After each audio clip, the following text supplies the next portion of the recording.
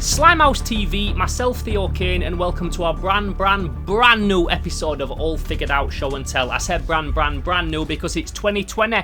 This is the first official episode of 2020.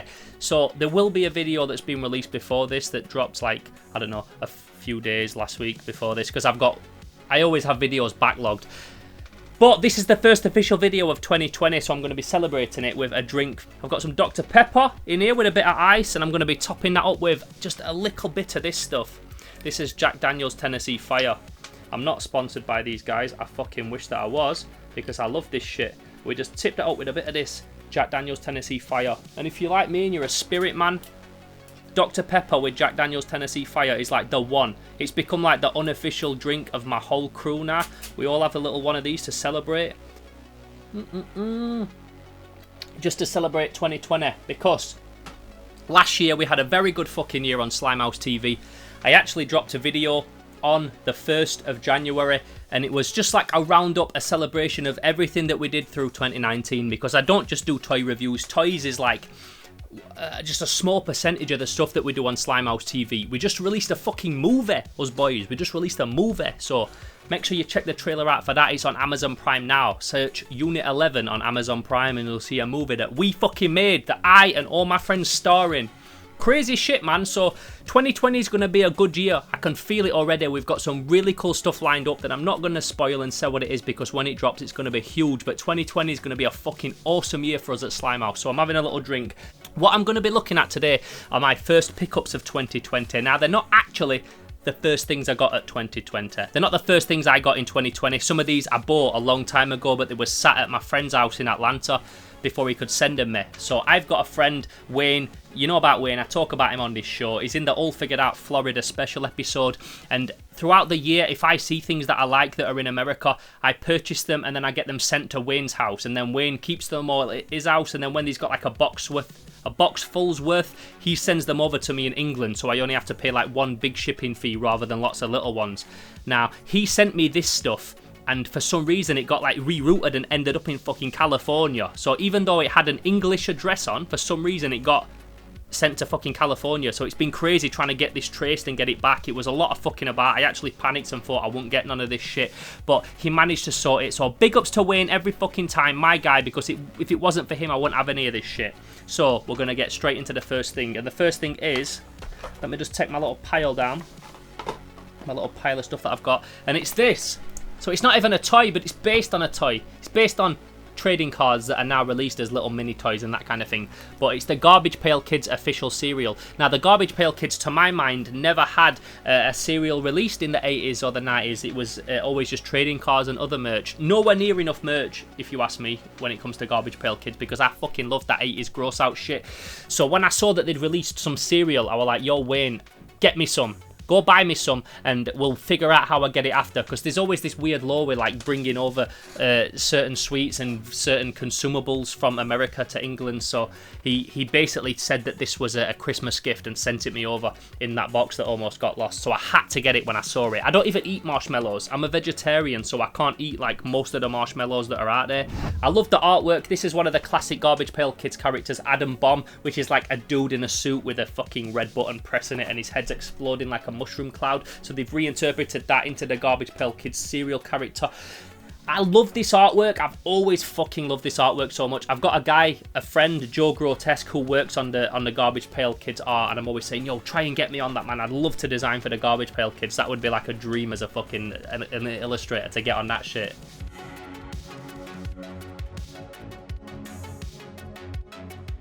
On the back, we've got like a little puzzle. Back in the day, I don't know what's on them now. There's probably something you can scan with your phone and download a fucking app. But back in the day, everything had like a little puzzle or something on the back of it like this. So kids who were eating their cereal before school could just like make the mum even more late for school, like looking at puzzles, trying to work them out and that kind of thing. A funny thing about cereal as well is back in the day it used to come with a lot of free shit. Used to get Monster in My Pocket wrestlers and Monster in My Pockets and the Sugar Puffs and the Wheatos and that kind of thing, and I used to beg my mum to buy me the Sugar Puffs. I didn't even like Sugar Puffs. I didn't even like cereal as a kid.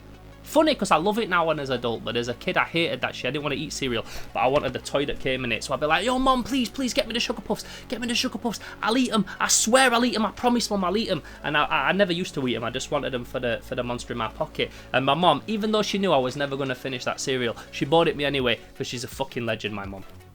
So I don't know if cereal comes with little toys anymore, but back in the day, that was like a really cool thing that you could get free with your cereal. A Boggling or a Monster in My Pocket, and this one comes with, like I said, 2 exclusive trading cards. 2 exclusive trading cards that I'm not going to see because I ain't going to open it, because there's a piece of tape there and it means slicing it, and I don't want to fucking open it up. I'm only joking, of course I'll open it up. Can't find my flick knife today, so I'll do it with a pair of scissors. It's only a piece of tape, so I don't mind. Let's see what the cards are inside. I hope they're not actually inside the cereal themselves, because that's what used to happen, they'd be inside. Oh shit, look at that! I know I don't eat marshmallows, but that's the craziest looking cereal ever. And then we've got these inside. Normally I wouldn't open them, but for all figured out I will. Let's open this shit and see what's inside. See what the exclusive trading cards are that it comes with. Take that noise. Good noise. So inside we've got... Oh, cool, the cereal themed. So we've got a chick eating cereal out of a toilet bowl. Fucking awesome. I love that shit, man. Proper 80s, 90s, gross out shit. We've got a little girl eating fucking Garbage Pail Kids cereal out of a toilet. A place where you piss and shit, and she's eating a fucking cereal out of it. And then we got this guy who's like a greedy pig character, and he's covered in slime and food and junk food and shit. And it also looks like you would have to buy lots and lots of different fucking boxes to try and get yourself a full set look. But you effectively get like a mini poster of the actual thing, which I haven't got, and I'll probably lose sleep knowing that I've not got those 2 to fit on the top. But it's fucking awesome that it even comes with any cards inside, and I would never open this shit normally. If it wasn't for Slimehouse TV all figured out, I would never even open this on screen. So I do this for you guys, and look at that, you don't get that much cereal inside. It's definitely a novelty, but the pink stuff with the marshmallows just looks fucking awesome. And also, just looking at this artwork just before I go into the next thing, all the shit that I love: spray paint, explosions, eyeballs with fucking arrows through them, hook hands, slime, tongue with bandage wrapped around it, just gross out stitches and cool shit. I love all that shit. That's the shit that I love to draw. It's the shit that I love, and that's why I love Garbage Pail Kids. Okay, next up, we've got these guys. Who remembers the fucking Street Sharks? Now this is crazy because Street Sharks has had no merchandise for such a long time. Fucking years. I can't remember the last time I saw any Street Sharks merch. So these just came out of nowhere. Muscle figures. Mattel released these officially. Now we've got like the Super 7 Keshi reaction figures and stuff like that, which are always bringing stuff out, but these are actually released by Mattel, and these are fucking dope. Look at them. I had the full line of Street Sharks. I had every single character, and I sold them all before I went to Japan, so I had money. So it's nice to have these now as like a little memento to Street Sharks. I don't need the full set, just having these is good enough for me, and they're fucking awesome because I love this TV show so much. It's proper random that they'd make them. Like I said, there've been no Street Sharks merch for fucking years, so these just came out of nowhere, and they're so perfect. They look so fucking cool, and we've got every character. We've got Big Slamu, Slash, Streaks, Ripster, Dr. Paranoid, and Jab. I wonder if we'll get like Slobster and Killamara in a future set. And Moby Lick, that would be fucking awesome. But these are so cool. So what's funny is that Wayne sent me these in that box from Atlanta, and because I thought it had got lost, I went to the toy fair just after Christmas and I saw some guy that had these on his stall, so I bought them just in case that package didn't turn up, just to give you like an inkling of how fucking obsessed I am with having this shit. Like I bought them twice, so I've now got 2 sets, which means I'll either be gifting them to someone or doing a giveaway on Slimehouse, something like that. But you can't get these in England. They didn't sell them in England. They had a very limited run in America, and I sent my friend to the shop. I sent Wayne to the shop where they were supposed to be selling them, and he got there and they didn't have them there, so we had to get them off eBay and then have them sent to his house in America, and then he saved them me all this time. So that's fucking awesome. I love that M.U.S.C.L.E are releasing like obscure little lines and stuff, and M.U.S.C.L versions of crazy characters, and to have these in M.U.S.C.L is that's just live shit. That's so fucking cool.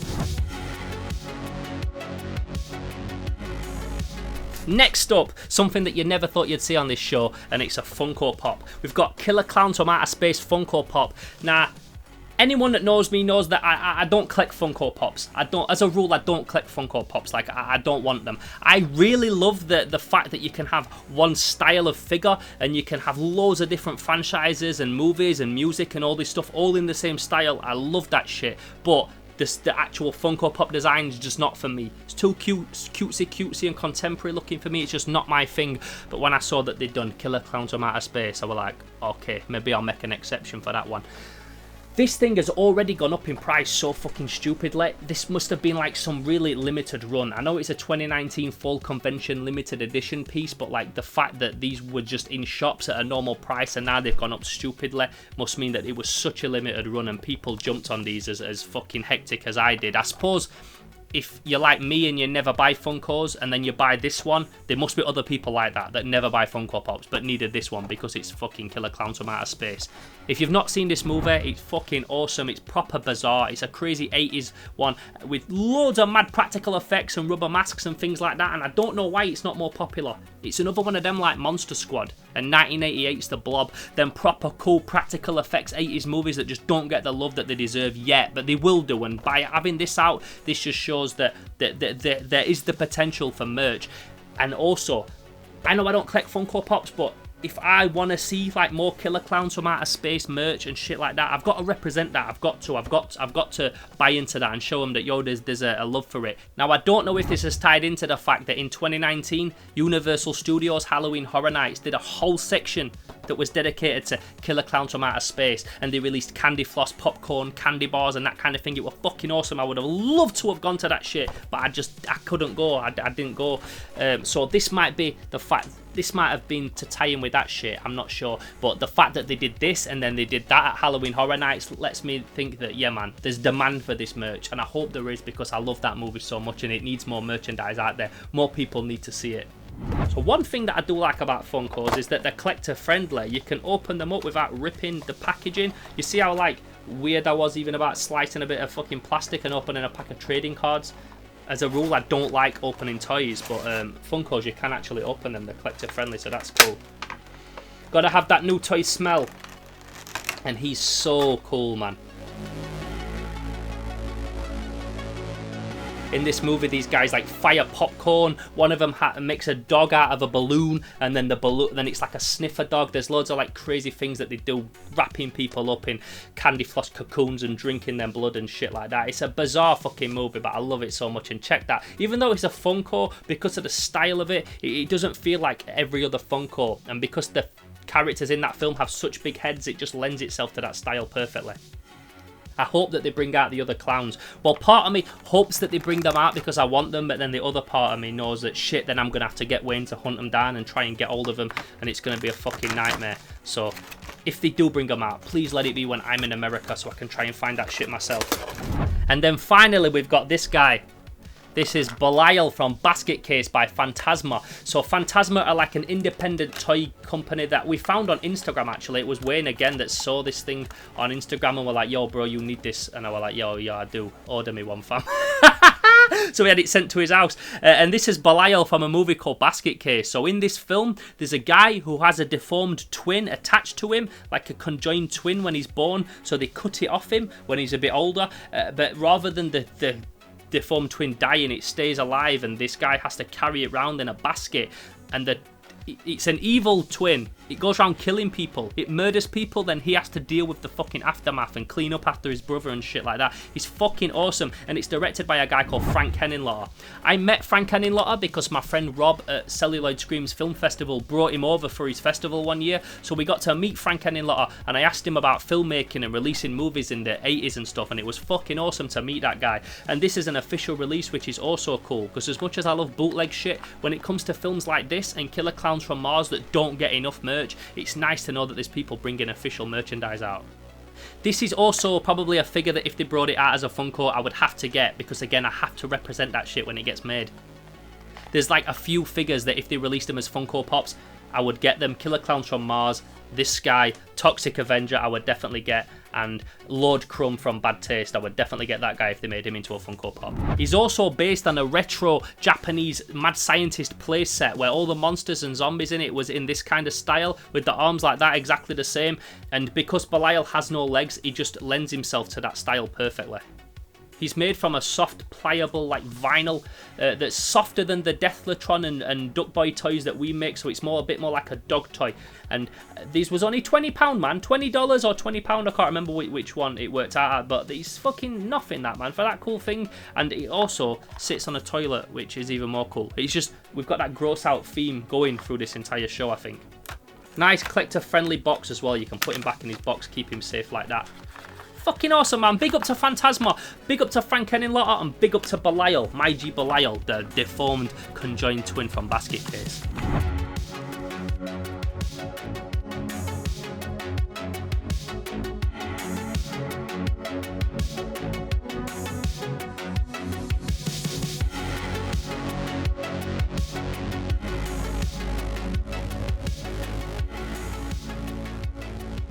So I have another drink for 2020. It's been fucking awesome. If you like the toys in today's video, please consider giving us a like and a subscribe. Check out all the other stuff that we're doing. Like I said, we just released a fucking movie. We just released Unit 11, our movie, on Amazon Prime. Do you know how much of a fucking graft that was? More than any toy review I've ever done. More than 1,000 million fucking toy reviews. That was hard to make. So please consider going on Amazon Prime and checking out our movie, Unit 11. Like I said, 2020, I've got good feelings that we're going to get a lot of cool shit filmed this year. So thank you so much for watching, and we'll catch you in the next video. But for now, I'm Theo Kane. This is Slimehouse TV, all figured out show and tell, and we'll catch you in the next one. But for now, we're gone. Pow!